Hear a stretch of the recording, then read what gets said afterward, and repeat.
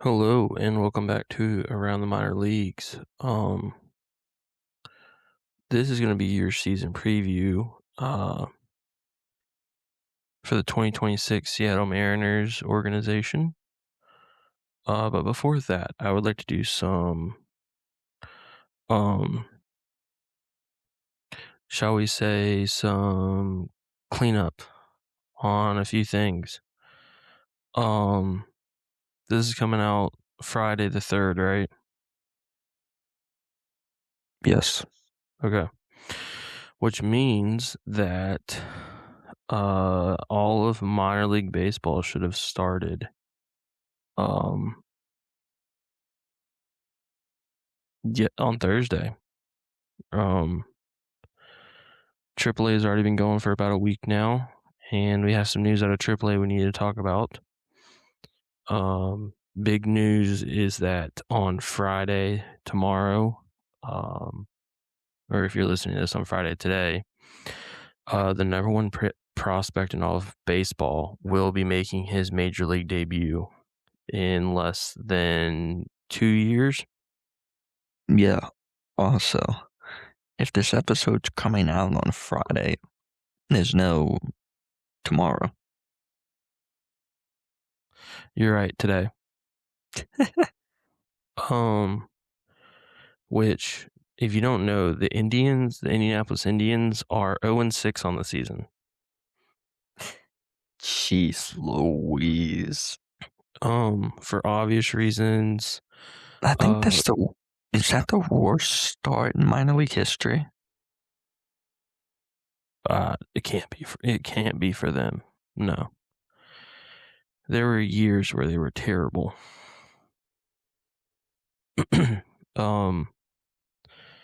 But obviously Connor Griffin doesn't start Thursday night. His stats so far this year, do you want me to go through them really quick? Sure. In 5 games in AAA, he's got 7 hits, 3 doubles already. 1 RBI, 5 walks, and 3 stolen bases. But he will be making his MLB debut tomorrow at the ripe age of 26. It's also the Pirates home opener. Which, gonna be honest with you, kind of saw this coming. That they would do it for the home opener. Yeah. Number one, it gets butts in seats, but number two, I don't know. I think at this point he's proven himself that he can play professional baseball. Now if he'll stay up there, that's another question. There's a very good chance he could get called back down eventually. But as of today, or if you're listening to this on Friday today, Connor Griffin will have made his MLB debut. Have they announced yet where he's starting at? Like second base, probably, right? Yeah. I think. What time does that game start tomorrow? There's a lot of early games this weekend. I'm looking for it.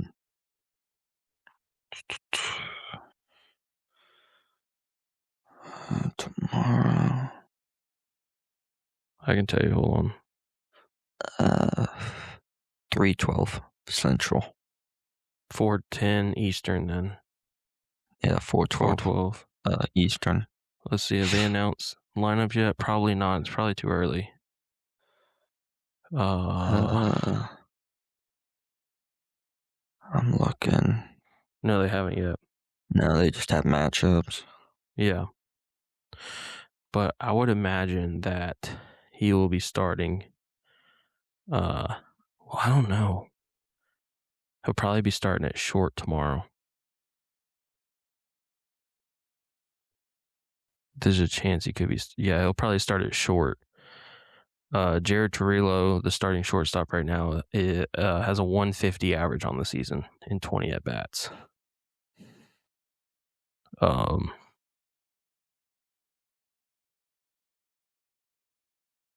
Jeez, he has had 3 hits and 20 at bats with 4 strikeouts. So I'd imagine that they play him at short, considering third base. Well, I mean, I don't know. They could move him over to third. But I don't see them moving him over, considering the fact that they got Brandon Lau right now playing second base. Uh, so shortstop. They already announced it. They haven't, but that's where he's been at in AAA. Yeah, but like we said previously, like this dude's got the ability to play anywhere. Oh, In all he does, seriousness. but Let's look at this real quick.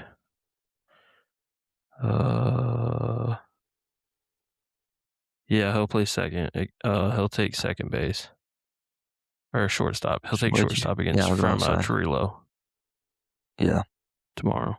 So, all right, you ready to get into the season preview? Is there any other big minor league Yeah. news we need to talk about? I mean, unless you want to talk about the fact that Toledo put 17 up on Syracuse. Tonight? Yeah. Yeah, no, that's another conversation for another day. All right, let's get into the season preview. So Seattle Mariners. We're gonna go through the teams first and the players.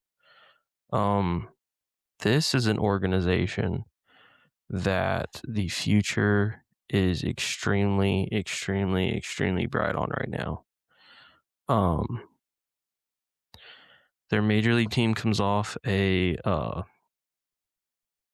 don't want to call it a. I mean, let's just call it how it is. They kind of got their butts handed to them in that series against the Yankees. Did you watch any of that? Yes. It was bad. They kind of got their butts handed to them. Cal Raleigh hasn't been hitting like he did last year, but who expected him to? Like the other night, I think they handed the Yankees their first loss, and it came off a walk-off that was hit off of Raleigh's bat. And, but I mean, he didn't even start that game. He came off the bench and came in and hit a walk-off against them. I'm not going to expect a dude to have a replicate a killer 50-something season. Yeah. No, I got and you. then all of a sudden be able to come back and replicate it. Like, it's going to take him a while. No, I got that. Yeah. So, I mean, his average right now is a 160. Yeah. One thing to note. Let's go back and look at this really quick. So don't want to get this wrong. Yeah, okay. So, if you're a Mariners fan, or the Mariners have a new single A team this year. They take over the Angels minor league team, the Inland Emperor 66ers. Real quick, before you start on the teams, if you're a Mariners fan, you're welcome for Brendan Donovan.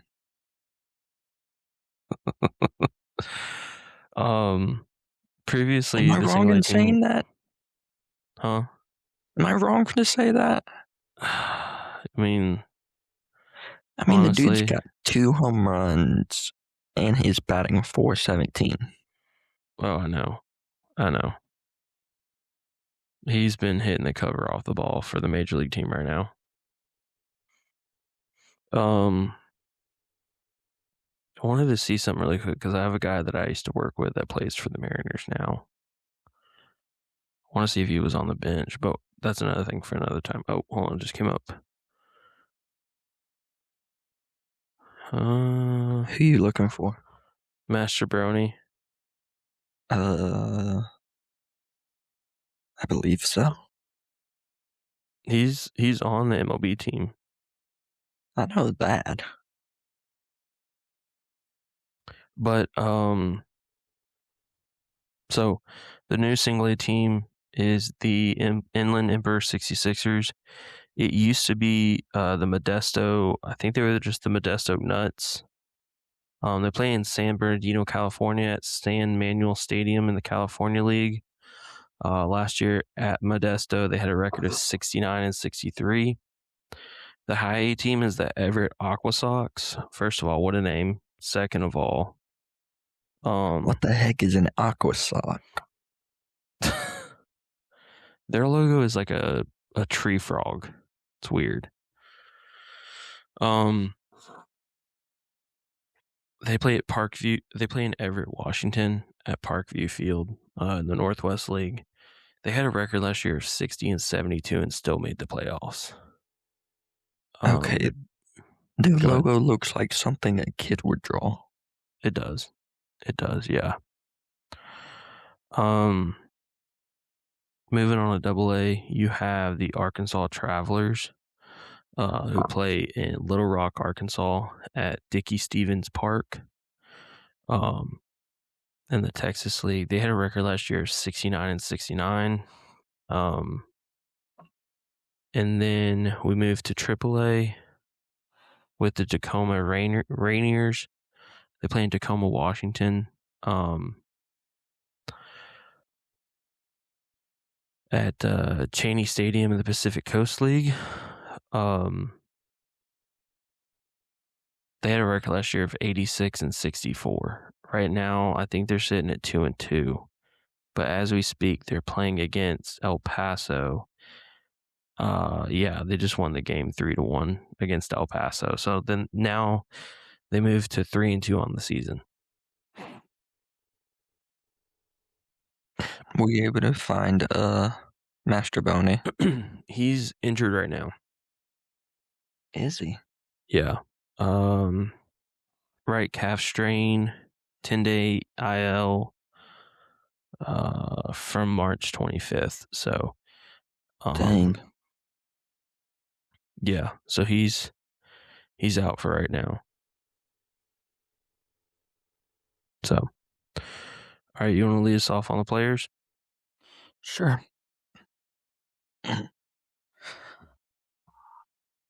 Number one on our list is Colt Emerson.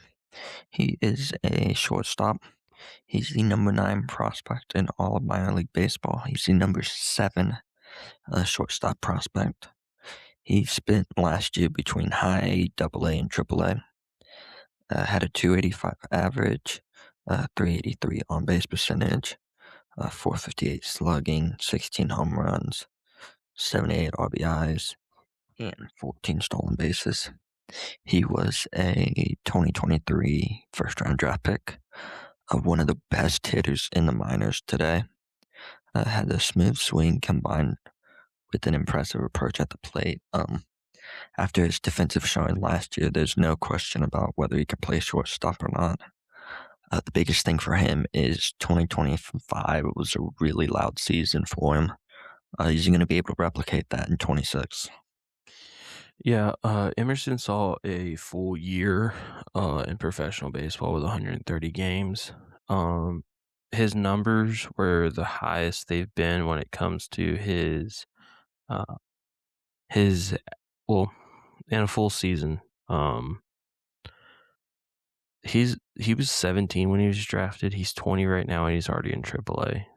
This year so far, through 4 games and 18 at bats, he's got a 278 average, a 316 on base percentage, a 500 slugging, 1 home run, 1 double, and 2 RBIs.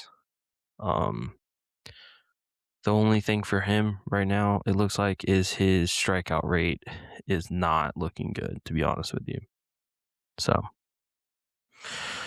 moving to number 2 on our pick, it's Cade Anderson, the left-handed pitching prospect, the number 21 prospect in all of baseball, and the number 3 left-handed pitching prospect. He's a 2025 first-round draft pick. He did not pitch last year. in professional baseball. He had a 12-2 record though last year with 108 innings pitched, 152 strikeouts, an ERA of 3, and an average against of 218 in his 20 appearances he made at LSU last year. This dude was a absolute stud last year in college baseball. Personally, in my opinion, one of the top 3 pitchers in all of college baseball last year. He's got a fastball that sits in the low 90s, sliders in the mid 80s, curveballs in the upper 70s, and changeups in the mid 80s. He's pretty athletic on the mound, and his ability to repeat his delivery and filling up the strike zone. His biggest thing, though, and it has been a proven thing that can happen in the Mariners organization, is getting a higher velo on his pitches. Number 3 on our list is Lazaro Monts. He is an outfielder. He's the number 43 prospect in all of minor league baseball, the number 9 outfield prospect. He was the 2025 Baseball America Player of the Year for the Mariners. Sorry. Split last year between high A and double A. Had a 241 average, 354 on base percentage, 504 slugging, 32 home runs, 89 RBIs, and 7 stolen bases. His 32 home runs last year ranked him 3rd in all of minor league baseball. So the power is definitely there, and it will probably continue to grow as he goes through the ladder of minor league baseball. His ability to play in the outfield is going to keep him in the corner outfield. Biggest focus of 2026 needs to be to lower the strikeout amount. 169 strikeouts in 409 at-bats last year, so he is definitely one of those hitters who either kills the ball or misses it. Yeah, his biggest issue is his chasing. He chases really bad occasionally. There's games where he looks like he's MLB ready to go up there and hit at the plate. And there's other times he looks like he's playing high school ball and just chasing anything near the zone. So he needs to be consistent more in his approach at the plate. Moving to number 4 on our list, it's Michael Arroyo, second base prospect, the number 67 prospect in all of baseball, the number 2 second base prospect in baseball.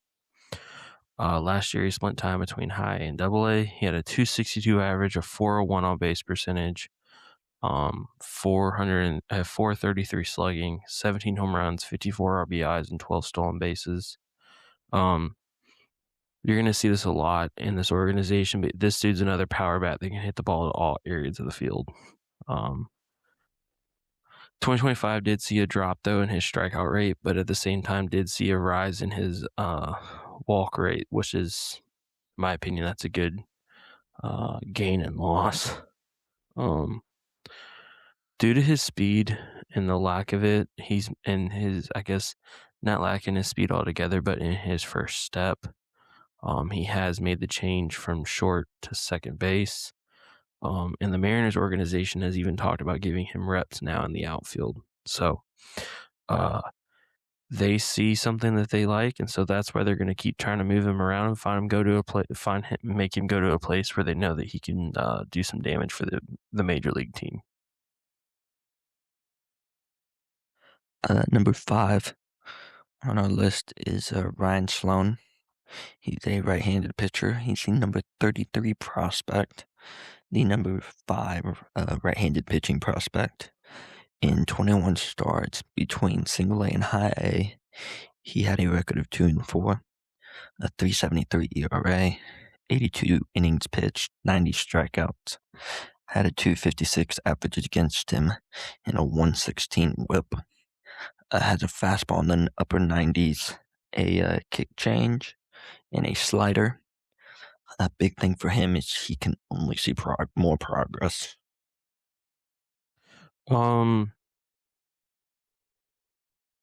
He's only had 1 year in professional baseball, and he's already in double A. I think the thing for him is just there's a lot left to be seen. Does that make sense? Like, they like what they see so far, but he needs to progress even more.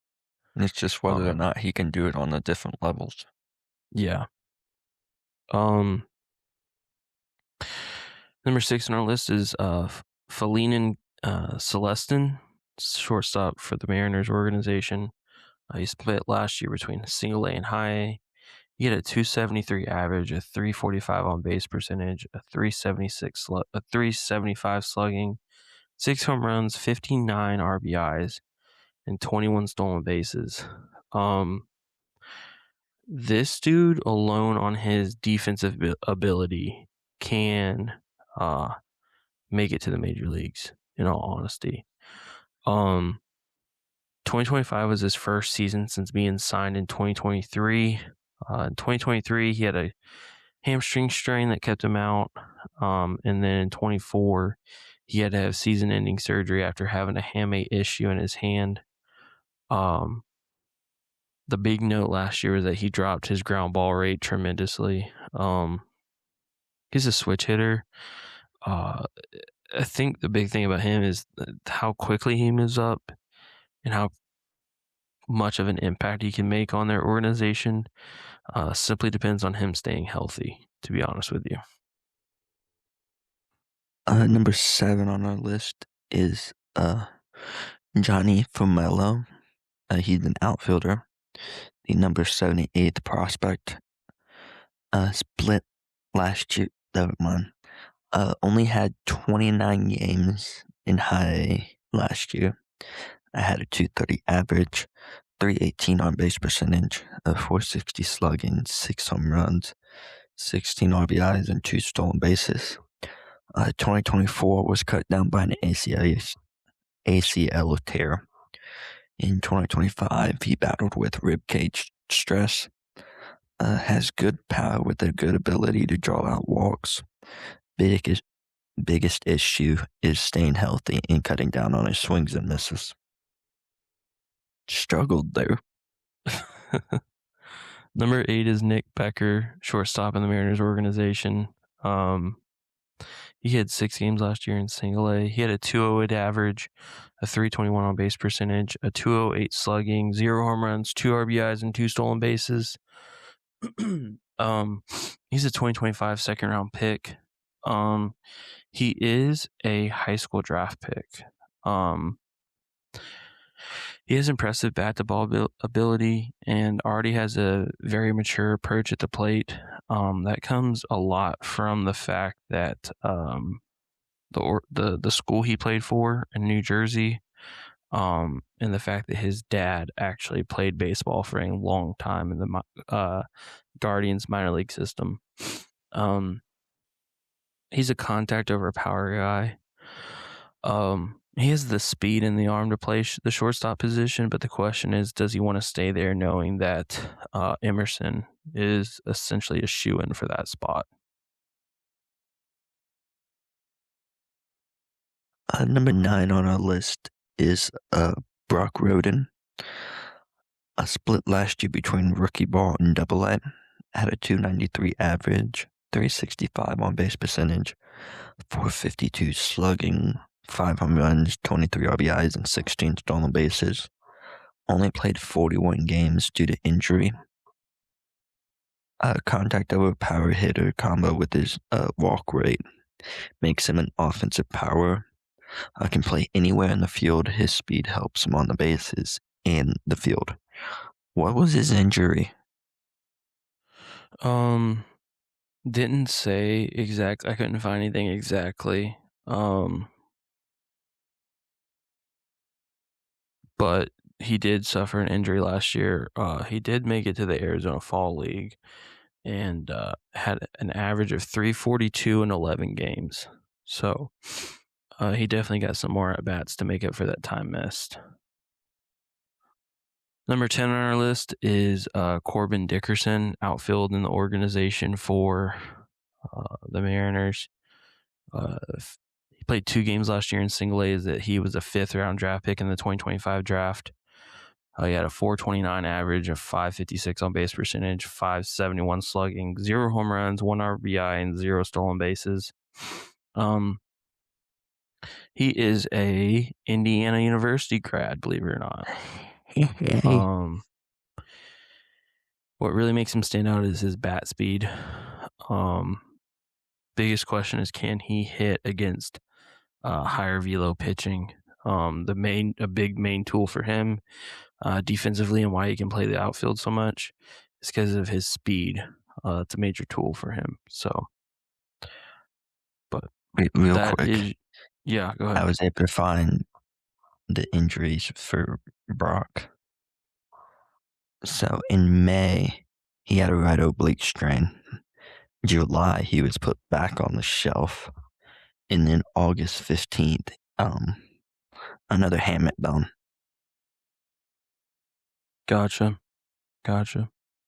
You want to go ahead and sign us off here? Nah, you can do it. You do it from all the episodes. Okay. Um, make sure you give us a follow on our Instagram and Around the Minor League. There you'll find the links to our Spotify, Apple Music, Apple Podcast, and YouTube page. Give us a follow on all of our pages. Shoot us a DM if you have any questions or you want us to talk about something on the podcast. Well, you guys have a good rest of your day.